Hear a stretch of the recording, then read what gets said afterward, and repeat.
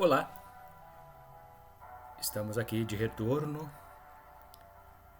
para darmos continuidade aos nossos estudos das lições bíblicas. Hoje estudaremos a lição número 8, 21 de novembro do ano de 2021. E a temática é Paulo, o discipulador de vidas. Neste trimestre, estamos estudando sobre a vida do apóstolo Paulo, bem como também estamos tratando do seu ministério, tendo Paulo como um dos grandes apóstolos dos gentios para a igreja estabelecida em Jerusalém. Nós pertencemos à Igreja Evangélica Assembleia de Deus, Missão Europa no Brasil, cujo pastor presidente é o pastor José Antônio de Castro. Nossa igreja fica situada à rua Porto Alegre, bairro Santo Agostinho, Volta Redonda, no antigo salão de eventos Requinte Festas. E o pastor local é o pastor Nilson de Souza Teixeira. Nossa lição está baseada no capítulo 15 de Atos dos Apóstolos, versículos 40 e 41. E Paulo, tendo escolhido a Silas, partiu, encomendado pelos irmãos à graça de Deus. E passou pela Síria e Cilícia, confirmando as igrejas. Silas foi, apropriadamente, um grande substituto de Barnabé. Provavelmente tivera sido testemunha da ressurreição de Cristo, ou pelo menos tivera sido discípulo de Jesus por tempo suficiente para que conhecesse algumas daquelas testemunhas oculares. Silas, como Paulo, era também um cidadão romano, e isso teria facilitado seu trabalho de evangelização em províncias que pertenciam ao governo de Roma. Atos dos Apóstolos, capítulo 16, versículo 38 diz: E os quadrilheiros foram dizer aos magistrados estas palavras. E eles temeram, ouvindo que eram romanos. Como verdade prática, o discipulador de vidas tem por objetivo a formação de discípulos de Cristo, para que sejam suas testemunhas e o imitem, a fim de que o nome do Senhor Deus seja glorificado eternamente. E como leitura bíblica em classe, o comentarista selecionou o capítulo 2 de Atos dos Apóstolos, a partir do versículo 42. E perseveraram na doutrina dos apóstolos, e na comunhão, e no partir do pão, e nas orações. Aquela comunidade cristã fundamentava sua fé comum no Cristo ressurreto. A comunhão entre eles indicava a cooperação coletiva na expansão da obra do Evangelho. O termo comunhão também expressa a ideia de levantamento de contribuições para atendimento aos irmãos menos favorecidos, conforme descrito pelo próprio Paulo. Porque a administração deste serviço não só supre as necessidades dos santos, mas também é abundante em muitas graças que se dão a Deus. Epístola 2 Coríntios, capítulo 9, versículo 12. Ainda, dando continuidade ao nosso texto de leitura bíblica em classe, versículo 43. E em toda a alma havia temor, e muitas maravilhas e sinais se faziam pelos apóstolos. As maravilhas e os sinais que se faziam através dos apóstolos contribuíram para que o aumento do número de seguidores de Cristo, pois tais prodígios eram oriundos do poder de Deus. A indicação em toda a alma faz referência aos crentes da igreja primitiva. Até mesmo os não crentes ficavam atônitos e cheios de temor em face à manifestação do poder divino. Versículo 44. E todos os que criam estavam juntos e tinham tudo em comum. Aqui é ilustrada a unidade do Espírito existente entre os crentes primitivos. Pode-se deduzir que eles estavam juntos grande parte de tempo na área do templo, nas suas sinagogas e nas casas uns dos outros, e em todas as maneiras possíveis de contato social, eles mantinham tudo em comum. Versículo 45.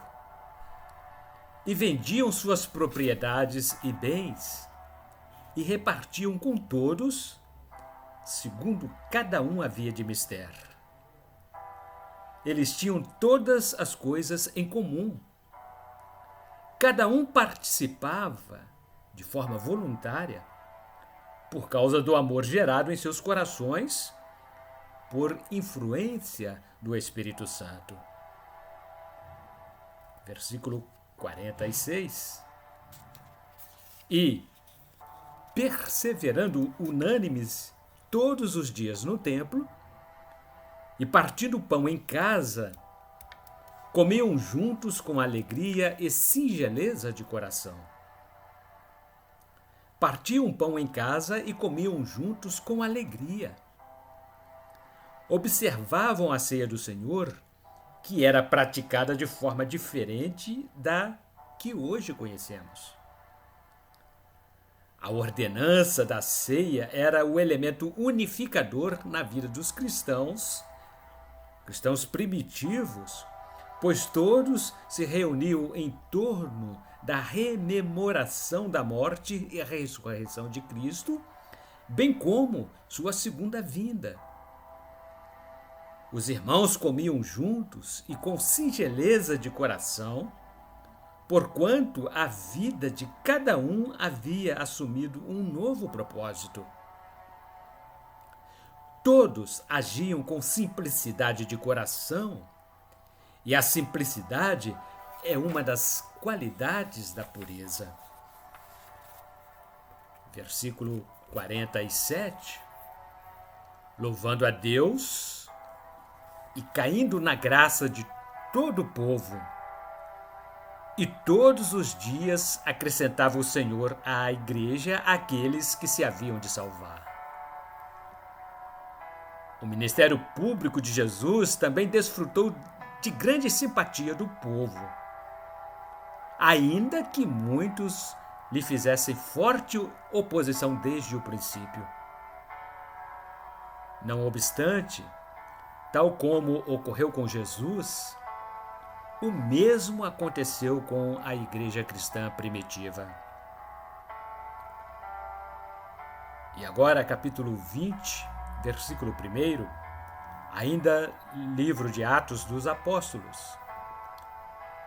E depois que cessou o alvoroço, Paulo chamou a si os discípulos e, abraçando-os, saiu para a Macedônia. Paulo já havia tomado a decisão de subir até Jerusalém, dali dirigir-se até Roma e, em seguida, à Espanha. E cumpridas estas coisas, Paulo propôs, em espírito, ir a Jerusalém, passando pela Macedônia e pela Acaia, dizendo: depois que houver estado ali, importa-me ver também Roma. Atos dos Apóstolos, capítulo 19, versículo 21. O alvoroço ocorrido em Éfeso deixara alguns irmãos em atitude de temerosa expectativa. Paulo chamou a si os discípulos e os consolou com palavras que faziam referência à providência de Deus. Atos capítulo 2, capítulo 20, versículo 2. E havendo andado por aquelas terras, exortando-os com muitas palavras, veio à Grécia. Atos registra diversas viagens empreendidas pelo apóstolo Paulo, que andou por aquelas terras e veio à Grécia. Estava em foco a província romana de Acaia, a qual compreendia a própria Grécia. Em versículos 3 e 4, no capítulo 20. E passando ali 3 meses, e sendo-lhe pelos judeus postas ciladas, como tivesse de navegar para a Síria, determinou voltar pela Macedônia. E acompanhou até a Ásia Sópate de Bereia e dos de Tessalônica, Aristarco e Segundo, e Gaio de Derbe e Timóteo, e dos da Ásia, Tíquico e Trófimo. Não sabemos exatamente quais eram as más intenções dos judeus contra Paulo. Talvez planejassem sequestrá-lo para cuidar do seu caso posteriormente. Ao ouvir sobre a conspiração armada, Paulo foi forçado a alterar os seus planos e partiu com os seus companheiros para a Macedônia. E nesta introdução, nossa 8ª lição, estudaremos sobre os aspectos gerais que envolvam o discipulado, com destaque primordial para o trabalho desenvolvido pelo apóstolo Paulo no processo de fazer discípulos por onde passou. Essa foi a maneira pela qual o Senhor usou discipuladores, a fim de que os crentes fossem instruídos segundo o caráter de Cristo. E no primeiro item, que tem por título Paulo e o discipulado bíblico, discorreremos agora sobre a primeira subdivisão deste item, cujo título é o discipulado bíblico. O princípio do discipulado na igreja primitiva estava fundamentado na grande comissão deixada por Jesus aos seus discípulos antes de ter subido aos céus. Portanto, ide, fazei discípulos de todas as nações, batizando-os em nome do Pai e do Filho e do Espírito Santo. Evangelho de Mateus, capítulo 28, versículo 19. Após a descida do Espírito Santo, no dia de Pentecostes, a igreja teve início e o cuidado com os neoconvertidos precisou ser bem elaborado devido ao crescimento explosivo. A palavra, a oração, a unidade e o serviço em comum faziam parte integrante do programa de discipulado da igreja primitiva. Louvando a Deus e caindo na graça de todo o povo. E todos os dias acrescentava o Senhor à igreja àqueles que se haviam de salvar. Capítulo 2 do livro de Atos dos Apóstolos, versículo 47. Paulo fazia discípulos por onde passava, estabelecendo igrejas, convencendo os novos crentes a permanecerem na fé em Cristo e ensinando-os a serem seus imitadores. E alguns deles creram e ajuntaram-se com Paulo e Silas, e também uma grande multidão de gregos religiosos, e não poucas mulheres principais. Atos capítulo 17, versículo 4. E no segundo subitem, que tem por título Paulo, o discipulador, falaremos de Paulo, que foi um discipulador exemplar. Converteu-se a Cristo e sentiu necessidade de aproximar-se mais dele. Revelar seu filho em mim, para que o pregasse entre os gentios. Não consultei a carne nem o sangue. Epístola de Paulo aos Gálatas, capítulo 1, versículo 16. Paulo preparou-se para o grande desafio de sair em defesa do Evangelho de Cristo. Ele evidenciou bem isso em suas diversas epístolas, ao expor a aplicabilidade da doutrina cristã na vida de cada discípulo. A doutrina no discipulado, assim como também existe prática coerente com a doutrina. O objetivo é o crescimento espiritual do crente até atingir a maturidade desejada. Não é suficiente conhecer apenas teoricamente. A prática e a doutrina devem ter coexistência para a integração da formação cristã. E no terceiro subitem, o título é A Metodologia de Paulo para o Discipulado. O primeiro passo para formar discípulos era pregar o Evangelho de Cristo com ousadia.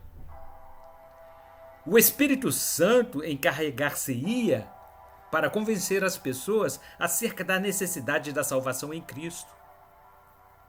As pessoas convertiam-se e Paulo plantava igrejas por onde evangelizava. Permanecia no local por tempo suficiente para instruir os novos irmãos, até que firmassem os passos e começassem a caminhar sozinhos. Seu ministério itinerante não o permitia que se estabelecesse de forma fixa em um determinado lugar. Também costumava enviar um representante experimentado na fé com o intuito de dar continuidade à obra de edificação do corpo de Cristo. E assim estes, enviados pelo Espírito Santo, desceram a Seleucia e dali navegaram para Chipre. Capítulo 13 do livro de Atos, versículo 4. Alguns discípulos ajudaram no trabalho de discipular, tais como Tito, Silas, Timóteo, Lídia, Áquila e Priscila, dentre outros.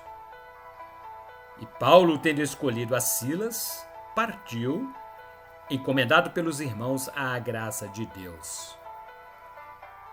Atos capítulo 15, versículo 40. Além de lhes fortalecer a fé em Cristo, Paulo mantinha uma relação de comunhão com os novos crentes e seus cooperadores na obra. A tarefa de discipular pessoas envolve outras pessoas que amem a obra do Senhor de verdade, que sejam idôneas e trabalhem para o crescimento da igreja. E no item número 2, o título é O Discipulado e a Missão Integral de Pregar e Ensinar. Primeiro subitem. O tema fala da pregação, o ponto de partida. A pregação do Evangelho é a forma que o Espírito Santo encaminha as pessoas para o arrependimento dos pecados, levando-as à salvação em Cristo. É preciso ter coragem e ousadia para anunciar com seriedade. A igreja primitiva cresceu dessa maneira. O ponto de partida era a grande comissão deixada por Jesus aos seus discípulos. Nada substitui a tarefa da igreja, que tem a responsabilidade de propagar a verdade do Evangelho. O Espírito Santo reveste-a de poder para o real cumprimento da missão a ela delegada. Mas recebereis a virtude do Espírito Santo, que há de vir sobre vós, e ser-me-eis testemunhas, tanto em Jerusalém, como em toda a Judéia e Samaria, e até os confins da terra. Atos, capítulo 1, versículo 8. Os discípulos permaneceram reunidos no cenáculo em Jerusalém, até que do alto foram revestidos do poder do Espírito Santo e se espalharam por toda a parte. Os discípulos planejaram igrejas nas casas e plantaram-nas nas aldeias e nas cidades por onde passavam.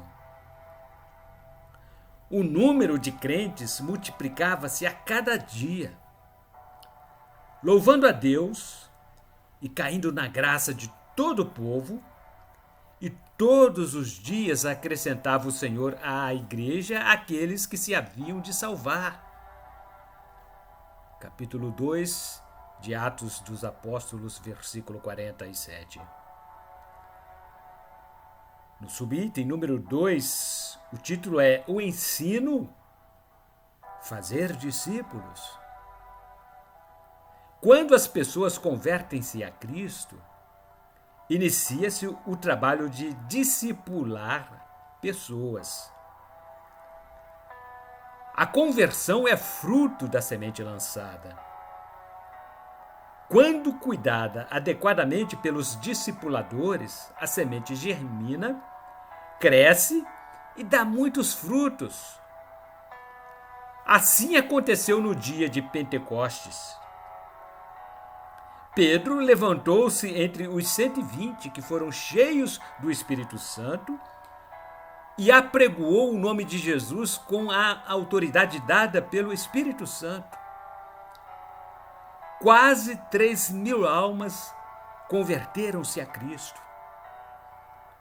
De sorte que foram batizados os que de bom grado receberam a sua palavra, e naquele dia agregaram-se quase 3.000 almas. Atos capítulo 2, versículo 41. Qual seria agora a posição da igreja diante de vasto crescimento? Ensinar. Os apóstolos perceberam bem isso e começaram a discipular pessoas com a doutrina que receberam de Cristo. Paulo observou rigorosamente esse princípio e o aplicou em seu ministério. E no subitem número 3, temos por título Pregação e ensino. Na igreja local, a palavra de Deus deve ser proclamada com autoridade, com a finalidade de que pessoas devam ser atraídas pelo Espírito Santo. Além do mais, a igreja é também um local de formação de pessoas mediante o ensino da palavra. A escola bíblica dominical e os cultos de ensinos são instrumentos de total importância, pois forjam o caráter do cristão e formam pessoas imitadoras de Cristo. Pregar a palavra e ensiná-la são nobres missões que foram delegadas à igreja. E no item número 3, temos por título o discipulado com pessoas de outras culturas. Na primeira subdivisão, o título é A Pregação para os seus irmãos. A pregação dos apóstolos tiveram como prioridade ser anunciada aos judeus. Eles pregavam no templo, nas sinagogas, enquanto muitos davam ouvidos à pregação e outros a rejeitavam. E levantaram-se alguns que eram da sinagoga chamada de libertinos, e dos sirineus, e dos alexandrinos, e dos que eram da Cilícia e da Ásia, e disputavam com Estevão. Capítulo 6 de Atos dos Apóstolos, versículo 9. Era de interesse dos apóstolos que seus conterrâneos tomassem conhecimento acerca da verdade do Evangelho. O desafio da lei mosaica com o fenômeno da conversão dos gentios tornava-se complexo em face das diferenças culturais existentes entre os judeus e os helênicos. Ora, naqueles dias, crescendo o número dos discípulos, houve uma murmuração dos gregos contra os hebreus, porque as suas viúvas eram desprezadas no ministério cotidiano. Capítulo 6 de Atos dos Apóstolos, versículo 1. A propagação do evangelho entre os gentios representou um enorme desafio para a igreja primitiva, já que crescia estrondosamente em quantidade de convertidos. E na segunda subdivisão temos por título a expansão para os gentios. A igreja não poderia menosprezar a sede de salvação apresentada pelos gentios. Alcançar a todos era a promessa de Cristo, conforme Atos, capítulo 1, versículo 8. Mas recebereis a virtude do Espírito Santo que há de vir sobre vós, e ser-me-eis testemunhas, tanto em Jerusalém, como em toda a Judéia e Samaria, e até os confins da terra. Atos capítulo 1, versículo 8. Os apóstolos seriam testemunhas de Jesus em Jerusalém, mas até aos confins da terra. Foi com base nisso que Paulo recebeu uma chamada para o exercício do ministério. Ele discipulou pessoas de diversas culturas, costumes e religiosidade. E no subitem número 3, finalizaremos falando sobre o discipulado numa cultura diferente. Através do ministério do apóstolo Paulo, aprendemos que fazer discípulo é o melhor método para ensinar pessoas de origens culturais diferentes. Pessoas vêm das mais diversificadas religiões e costumes variados.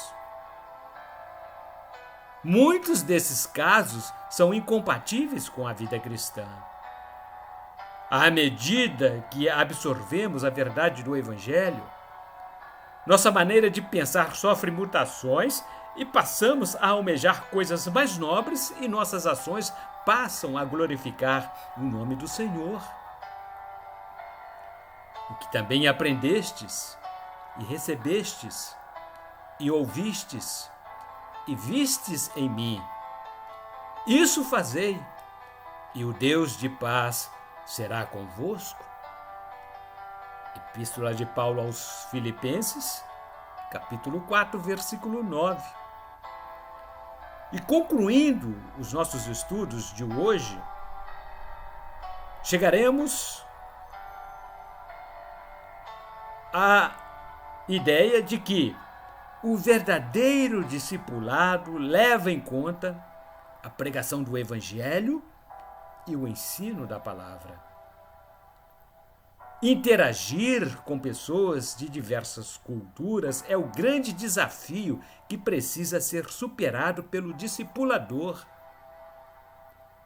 A promessa que nos foi dada é que receberemos o poder do Espírito Santo para sermos leais testemunhas de Cristo, apresentando o Evangelho com sabedoria e poder. É o Espírito que nos capacita como um instrumento afinado para falar ao pecador e convencê-lo do seu triste estado. Que Deus em Cristo Jesus continue nos abençoando. E até o próximo domingo, quando aqui retornaremos com a nossa 9ª lição sob a temática Paulo e a sua dedicação aos vocacionados. Até lá, e que Deus a todos abençoe.